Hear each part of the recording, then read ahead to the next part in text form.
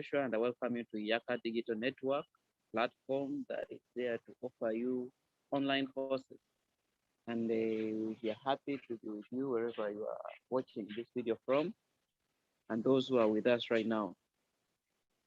Today, this is Art and Design live classes, and we are going to be discussing some few concepts in relation to imaginative composition in color, which is a paper for us who are doing fine art at senior 3 level. So all students of senior 3 that offer are pursuing art and design, this is one of the papers we are do. And if we don't do this, the other option is human figure. So depending on the school you are in, they choose for you. Some dictate and some make it, and a choice you have to make, either to go with human figure or to go with magnetic composition in color. And once again, I'm by the names of Muhindo Joshua. I work with Yaaka Digital Network. Briefly, objective of this lesson is that by the end of the lesson, we artists should be able to acquire the following: general knowledge about magnetic composition as a paper of art. Okay, then basic knowledge of human figure in relation to imaginative composition. Yes, human figure in relation to imaginative composition. I said that it is basically the issue. It is basically human human figure in imaginative composition is not that emphasized. Yeah, we just have to get basic knowledge of how to draw a living person in imaginative composition. When you hear the word imaginative composition, imaginative comes from the word imagine. So basically, it's all about giving you something, you doing something from your imagination. When I say imagine, when you are on your way back home and someone just comes from nowhere at high speed in a car and knocks.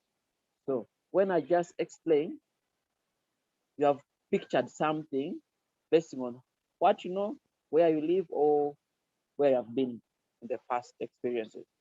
Yeah, so imaginative composition is all about putting your idea into practice.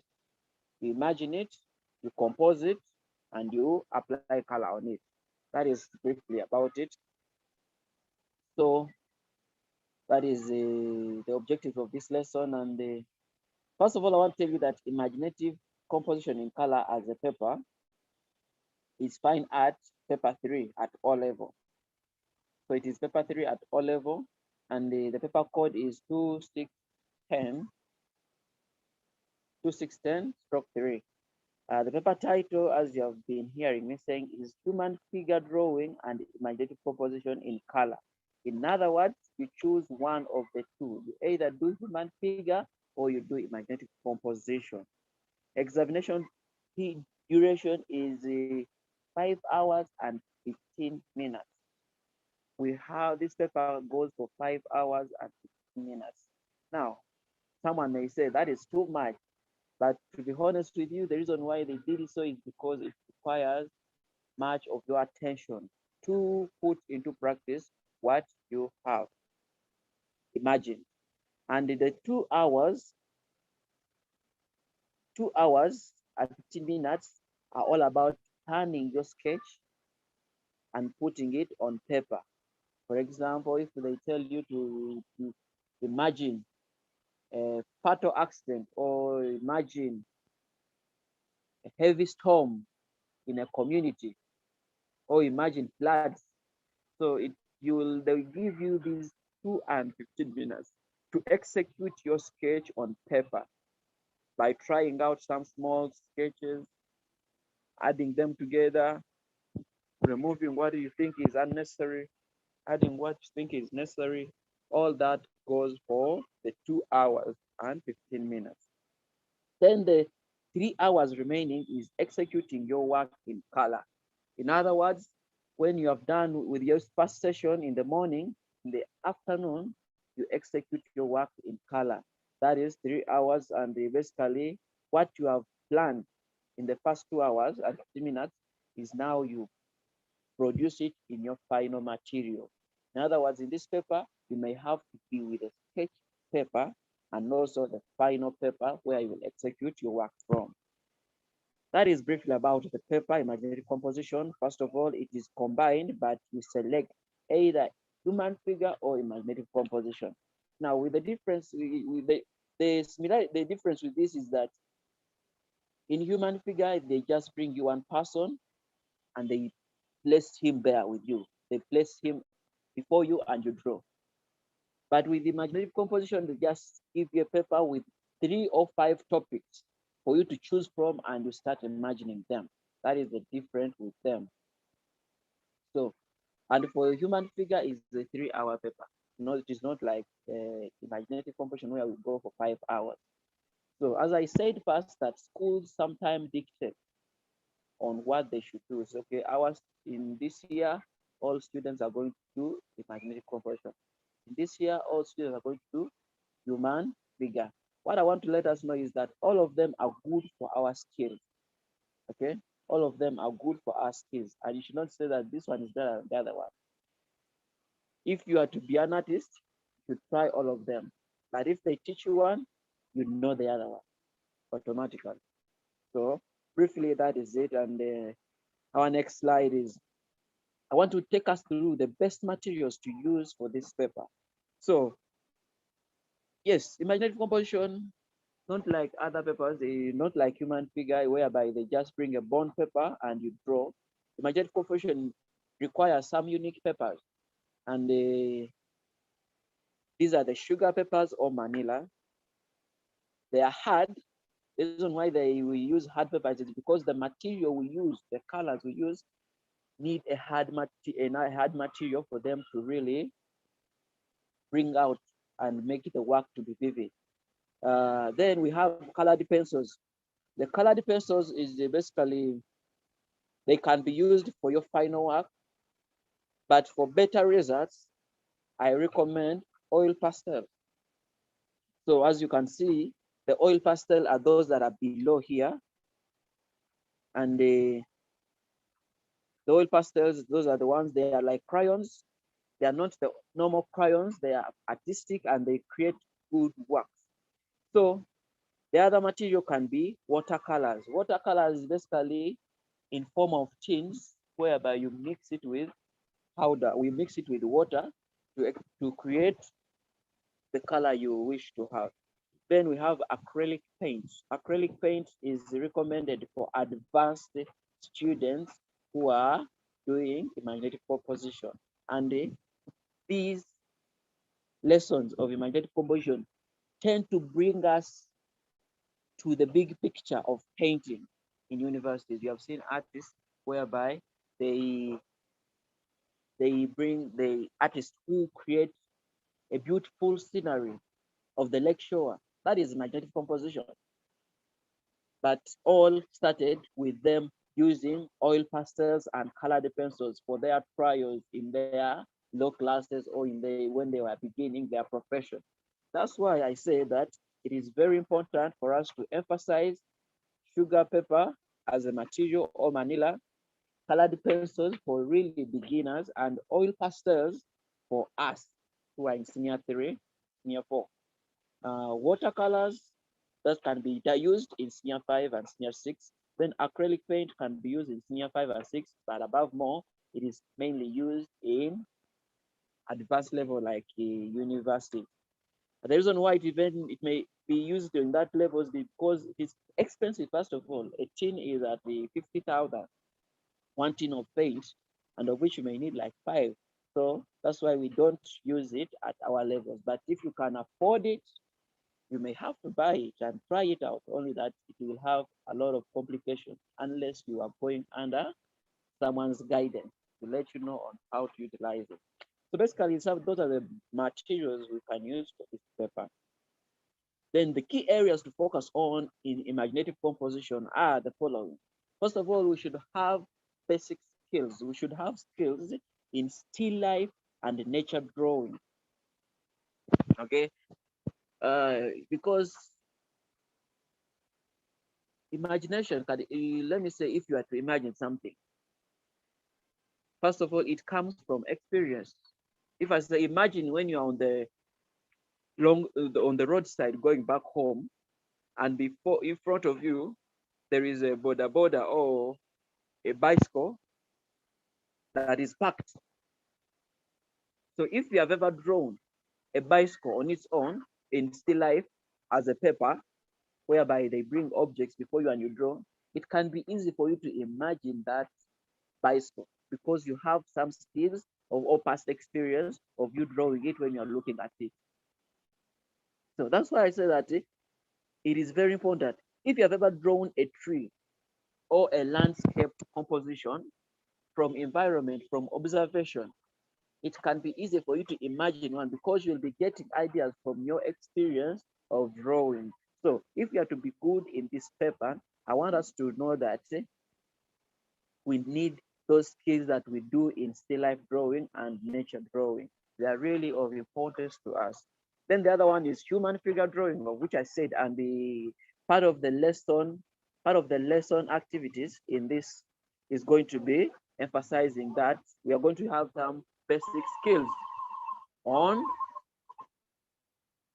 you're going to have some basic skills on the the issue of human figure drawing.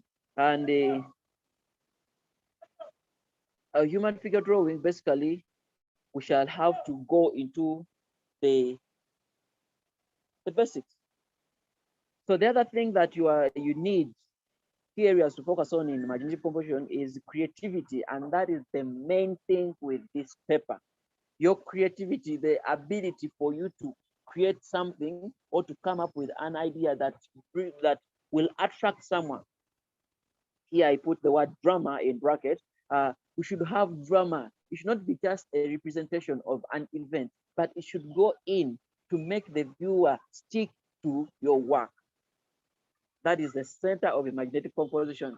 If they give you a topic of saying it is raining cats and dogs, okay, that is the topic they have given you, and they want you to execute a work of art that is expressing that topic. What you should do is you should aim to put some funny scenarios, interesting events, interesting drawings that will really show the viewer that, yeah, this was heavy rain and the people were affected just because they were not prepared for it. You may show some people running back home. You may show some people sliding, the road is muddy and someone is falling off. So the drama will really create a good impression on your imaginative artwork. That is very key. And the another thing we should know is the idea booklet, a collection of images. The good thing with art, and especially this paper with also graphic designing, is that you're allowed to go with some images. However much it's called imaginative composition, but they give you an allowance to collect some images that can work as your source of inspiration for you to execute your work very well. It is really very good. So before in the next slides, you'll be seeing some of the images that I'm talking about. Uh, for me, I highly recommend that if you can look through some drawings from magazines and you cut them out, then you compile them in a separate sketchbook or a normal notebook, but you stick them there with interesting images, they will work for you out very, very, very well. And you will see some of the concepts I'm going to talk about here. Then the other key area to focus on in imaginative composition is the composition, how you arrange events, how you arrange your objects in a drawing on your paper, how you compose, how you relate the environment with the sky, how you place the people and the environment and the surrounding, maybe the buildings, let me say the basically the surrounding around you. It is very important because it is also considered when giving you marks. How you compose it is what will make it good. Remember, it is imaginative composition. So the term composition is very key, and basically composition is all about how you arrange the different elements of art in a work of art, in your artwork. Then, lastly on this slide is color theory and psychology. If we go back to the title of this paper, is imaginative composition in color. In other words, you realize that color is of importance, very, very important for us to put into consideration. The color theory, how do you place colors next to each other? How do you relate colors and how do you apply them? How can those colors be attractive to the viewer? That is the psychology. How do you create effects that make the viewer to get attracted to your work? It is very key. You should understand the analogous colors, the complementary colors, you should understand the harmonious colors and where they apply. Basically, you have to have in-depth understanding of the color wheel and the color theory, and it will help you to attach your work with the people who are viewing it, and that is the psychology behind color. So those are very key areas to focus on in imaginative composition. Then, as I talked about the idea booklet, so these are a collection of images that are showing different areas, different people. You see, in case they tell me that, okay, you create a composition of people coming from the well. I can use these two ladies as an idea.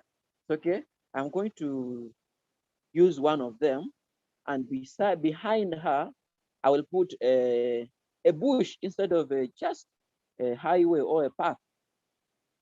Okay, I can use this one. I can use this drawing as an. I can use this one for my composition.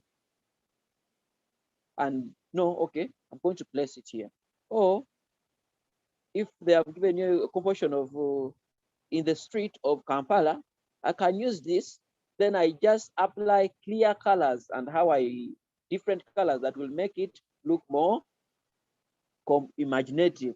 That is from me. Then also we can use, we may not have to do everything, but you just pick, okay, I like the way this guy is standing here. Let me just pick out this person and I apply him in my composition. Or you can, this can be a good one if they give me people who are having some fun time. Okay, if they tell me to draw along the highway, I can get a relief from this. Okay, as objects go very far from the viewer, they become smaller, as we can see with these trees.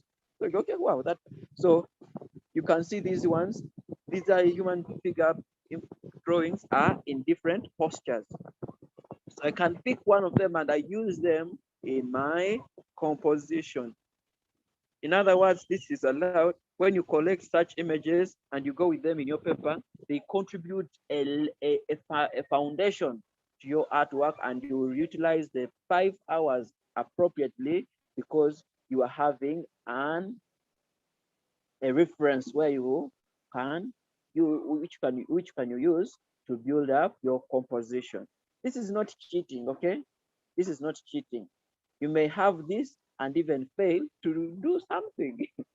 You may have all these images, but you fail to do.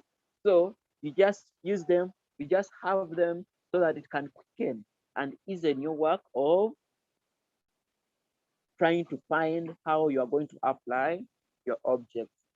Then the other one, now this is the second part of the lesson, whereby we said we shall have some human figure drawing, how human figure drawing in imaginative composition. How do we do it? Again, let me emphasize this. Since this is human figure, this is imaginative composition, they want to go deep to analyze how you have really achieved the proportion, how you have really achieved the face of the human body. Okay, how you have really achieved the emotions, unless your composition requires you to express the emotions in the drawing, in your work. But if it is not so, they understand that it is imaginative. So you are just imagining. Okay. And what I want to tell us is that with human figure, what we need to put into consideration is the anatomy. Okay, anatomy. And anatomy is the study of the human structure, the skeleton and the muscles. So that is very key in human figure drawing. Anatomy is a study of the human structure. In simple terms, where that involves skeleton and the muscles and the body, but it is more of the skeleton and the muscles. Then the other thing to consider is proportionality. How big is the head in relation to the hand? How long is the hand in relation to the whole body? As you can see with these two images, is that these images is that we can, they are really showing us how proportional this the human body is in relation to that, in relation to their size. And here we see the anatomy coming in, the understanding of the skeleton. So once you have these, they will help you build up good imaginative composition human figures. Anatomy is very key, and proportionality basically involves how specific parts relate to each other. How big is the nose in relation to the head? Some people will miss out proportionality and they draw a big nose on a small head. They draw a long hand that is taller than the leg, of which is not realistic. So to an extent, however much it is imaginative, but we should try to be realistic by understanding the principle of proportionality. Yes, then the next slide basically tells us how to simplifying the skeleton to a thick form. So if you are to draw human figure very well, they should find out a way of simplifying the skeleton. In this, you see on this slide, we can see a skeleton in different postures. And that's all. I want you to take a critical look on this, and you see that once you understand this skeleton, you can use it as a way to draw a human body by simplifying it into a stick form. Just create a circle that will represent a skull, and just create another circle that represents the rib cage. Then sticks just simple lines that will represent the the hand and the legs. Then also a circle that will represent the waist. And the reason why I got these that are in different postures is that we should really see how simple it can be to draw a human person, just considering the underlying structure, that is the anatomy, and emphasizing the skeleton. So in this next slide, you are going to see how better it is. So you see, from this, we can create this. And you see here, I tried to create these small drawings to show us in different postures how you can come up with a shape or create form or create a mood by simplifying the skeleton into a stigma. Once you can do this, then it can be possible for you to draw something good. You see, so here I was trying to show someone who is going to throw a stone, someone who is raising his hand and is in the dance mode. Get me? This one was pausing, and these ones were doing some small activities. See? Then here, this image, I got it, and you can see how this person shows us, simplifies this from a stick and builds form on it, and then he shades it to show us the final piece. So in other words, it is very important. Even here, you see how this person you come up with the human body. For him, he adds some shapes on it to make it more vivid. So this is very important for us. You simplify the skeleton into a stick form, and once you get the shape, the proportions, and the pose, it is easier for you to add the body, the form, the roundness of the person, and the tone itself, as you can see in this image. So it is very important for us. Then other parts of the body. So as I told you that unless your composition is having the point where you have to express moods in a composition, for example, they say, okay, the title of the composition they say at the burial ceremony, and you may want to express someone's face to show that these people are really crying. That's when you may go in to get the proportions of the head in details and the different forms. You see, as you can see in these drawings, that we have got them in different angles, and it is very important for us to have this knowledge, but it may not be the necessary case if your composition does not require the details of the face. The head is of key, the hands and the feet. You go into details of this to study them very well when there is something very important. For example, in imagined composition, we should have the front, the the the foreground, the middle ground, and the background. So objects in the foreground may be the one that may have a lot of details to get us to see the details of the head, the details of the hand and the feet, and all the environment. But remember, we are dealing with imaginative. So if you are imagining and you have drawn it too realistic, it is well and good. But again, if it is not possible, just emphasize the theory of color, the theory of color. So basically that is it. And in this next slide is the assignment I'm emphasizing that you try out. Okay, basing on the acquired knowledge above, draw at least 6 human figure stick drawings in different postures. Okay, you draw the at least 6 in different postures. So you basically identify the different postures.